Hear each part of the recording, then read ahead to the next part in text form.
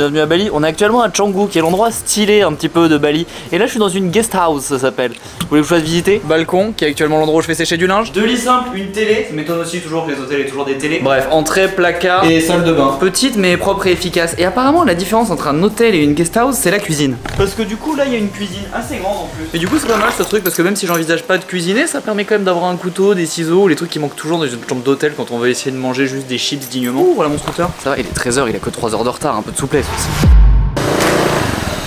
Ça y est, j'ai un scoot. Franchement le scoot est nickel, il accélère, il freine, ça a l'air d'aller. Le seul problème c'est le casque qui est vraiment défoncé. Et c'est le seul loueur que j'ai trouvé qui avait un casque intégral. En plus quand j'ai demandé un casque intégral, même lui il voyait pas vraiment de quoi je parlais. Mais il est vraiment défoncé, on sent qu'il a pris la pluie et la mer plusieurs fois. Donc comme je viens de louer ce scoot 65 € pour le mois, faut voir combien coûte un casque, mais je suis pas à l'abri de m'offrir un casque. Évidemment maman, je ne ferai pas n'importe quoi avec ce scoot, je sais que c'est très dangereux, je ne ferai pas n'importe quoi avec, il freine très bien, il accélère très bien. Mais c'est pas beaucoup plus dangereux que du scoot à Bordeaux ou à Paris, et je tiens à faire remarquer que j'ai pris le scoot et pas une moto stylée. Après là aussi, comme je l'ai payé que 2 € par jour, si un jour ça doit partir en road trip, je suis pas à l'abri de prendre une petite moto stylée à la journée. Ouais, je sais ce que vous dites, maintenant que j'ai un scooter, il faudrait être stupide pour commencer la journée par bronzer plutôt que d'aller explorer. Je pense qu'à un moment il faut revenir à la raison, il faut se bouger un peu. Bon donc les missions du jour sont 1. Trouver un immense café frappé. 2. Trouver un casque qui n'a pas appartenu à Napoléon, voir si ça peut se louer ou combien ça coûte d'en acheter un. 3. Voir un petit peu de Canggu, la plage, tout ça, découvrir les cafés de blogueuses. Faire un tour dans le centre parce qu'une fois que j'ai un logement et un scoot, c'est bon, je suis installé. Donc maintenant je peux gentiment découvrir les environs. Allons-y. J'ai été obligé de faire un premier arrêt parce que ce scoot est hyper vide en fait. Et c'est pas rien la façon dont on achète l'essence. C'est au bord de la route, cette espèce de liquide.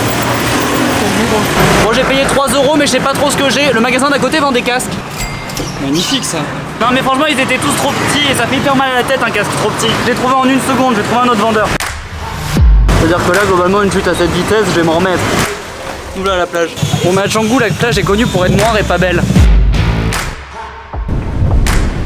Oh c'est vilain, non pas tout à fait hein, c'est plutôt chouette. C'est juste que le sable est un peu noir marron mais à part ça il est globalement propre. Sinon il y a quand même des vagues qui ont l'air plutôt chouettes. À quelle température est l'eau? Franchement elle est pas si chaude non plus. Ça c'est le Fins, c'est apparemment le plus beau beach club. J'irai un de ces 4. Combien ça coûte les surfs? Bon j'ai demandé à plusieurs mecs en gros un cours de 1h30, 2h. C'est entre 15 et 25 €. Je pense que c'est bien de commencer par un cours privé et pas juste par louer la planche parce que j'en ai déjà fait mais juste avec des potes et j'ai jamais vraiment pris de cours et puis ça fait super longtemps que j'en ai pas fait. Donc un cours c'est pas mal. Yes. Mettre ses baskets avec des pieds pleins de sable c'est toujours douloureux. Bon où est-ce qu'on va? Apparemment par là-bas il y a un truc bien. C'est pratique, j'ai l'impression que c'est très bien foutu, je crois qu'il y a que 2 rues à Canggu. Donc ça rend difficile de se perdre, c'est pratique. Bon, je suis venu dans ce café parce qu'il y avait plein de gens tout seuls et que le mec à côté est en train de prendre son café en photo avec un super appareil. Donc je me sens pas tellement ridicule. On peut pas se juger entre nous. Aussi je l'ai trouvé parce que j'étais dans la boutique en face et les magasins sont plutôt stylés mais ils tapent un peu sur les prix. Les t-shirts sont un peu à 18 €. Donc c'est des belles boutiques mais les tarifs sont pas hyper joyeux. Après 18 € pour un t-shirt, peut-être j'abuse aussi, peut-être que c'est le prix. En plus ils étaient d'assez bonne qualité. À la réflexion j'exagère sur le prix des t-shirts, c'est pas non plus abusé. C'est juste que j'aime bien les payer moins de 8 €, c'est tout.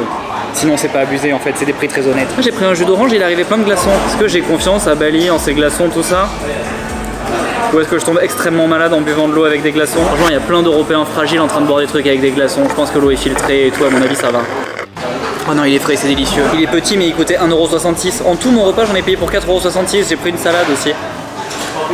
La voilà. Ok, le nom de cette salade c'était strawberry et il y a 3 fraises sur le dessus et beaucoup de salade quand même. Mais bon, cet endroit est super propre et plein d'Européens et j'en peux plus de bouffer du riz et de l'huile donc je vais prendre le risque. Puis au pire avec une salade mal nettoyée je risque pas la mort non plus. Bon au pire je suis un peu malade 3 jours, ça va plus bien se passer. Franchement ça fait trop de bien de manger sainement, faut vraiment que je m'y remette. Alors franchement c'est 4,66 € et c'était délicieux. Donc c'est plutôt une bonne adresse. En plus il y avait plein de mecs tout seuls qui bossaient. Donc c'est cool, je pense que je pourrais revenir ici pour faire du montage. Et en plus j'ai fini par parler à mon voisin photographe qui m'a dit d'aller voir un marché par là-bas et qui ce soir allait à un beach club. Je suis pas à l'abri de pas avoir envie d'aller au beach club mais le marché par contre je peux pas rater un marché. Cette route là c'est vaguement une piste cyclable mais il y a une voiture qui s'est dit qu'elle allait la prendre. Et du coup elle passe pas, il y a quand même une petite chance qu'elle tombe dans le ravin. En fait il paraît que cette rue elle est très connue et qu'elle s'appelle le Canggu Shortcut. Parce que cette ville est composée de 2 routes parallèles avec une route qui les rejoint mais loin. Et du coup à mi-chemin il y a cette espèce de piste cyclable que les voitures sont pas censées prendre. Bon alors ce marché 70%, enfin des bonnes nouvelles. Bon bah déjà elle vend une très chouette bague poison à 20 €. Et j'ai pas de bague poison. Donc je crois qu'il va me falloir une bague poison, j'ai pas ce modèle, ça me semble obligatoire. Mais alors moi à la base déjà je suis féru de merde, mais alors là vraiment c'est le royaume. Bon bah c'est un très beau marché, hein. Ils vendent que des trucs cool. Par contre ils disent vraiment n'importe quoi sur les prix.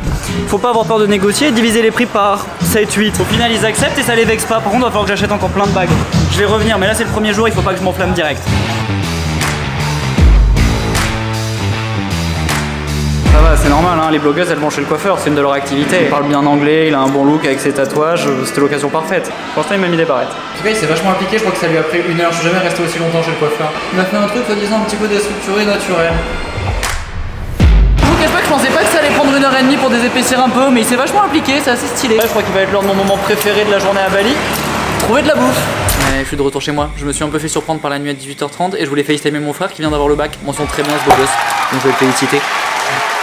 Et ensuite j'ai commandé à manger chez Superfood, je m'attends à avoir de la super nourriture. Bon ça y est j'ai de la bouffe, mais je vous cache pas que je me suis fait des nouveaux poteaux dans la cuisine et que je trouve ça gênant de filmer devant eux. Donc je propose de vous filmer un petit peu cette statue, ma bouffe et de vous dire ce que j'en ai pensé après. Bon il y avait des noix de coco sur la table là et apparemment on peut les boire. On peut juste la boire, on peut pas la manger parce qu'elle est jaune, elle vient de l'arbre en face. Je vous cache pas que cet hôtel à 16 € la nuit a particulièrement de la gueule. Bon, l'opération coconut est terminée. Bon, l'espèce de falafel était délicieux, mais par contre j'ai acheté ça, 1,50 €. Je me suis un peu fait arnaquer, c'est un peu minuscule. Il m'a tenté parce que c'est un brownie au chocolat vegan et cru. Donc il fallait que j'essaie.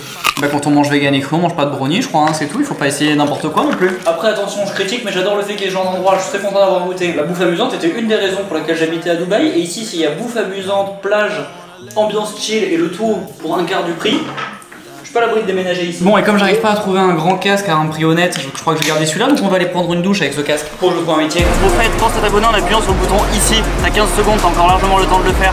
Tu peux aussi regarder cette vidéo qui est ma vidéo préférée, normalement elle se passe dans le désert, mais si c'est plus là, c'est à dire que la nouvelle est encore mieux, donc vraiment tu devrais la regarder. Celle-là ça devrait être ta préférée d'après YouTube, et là tu peux te laisser porter et toutes les regarder d'un coup. Comme ça permet de toutes les regarder d'un coup sans se poser de questions, c'est vraiment pratique. Et voilà, c'est à peu près tout, à demain, bisous. Pas bisous, ciao ciao. Non pas ciao ciao non plus, c'est ringard, faut que je me trouve un métier.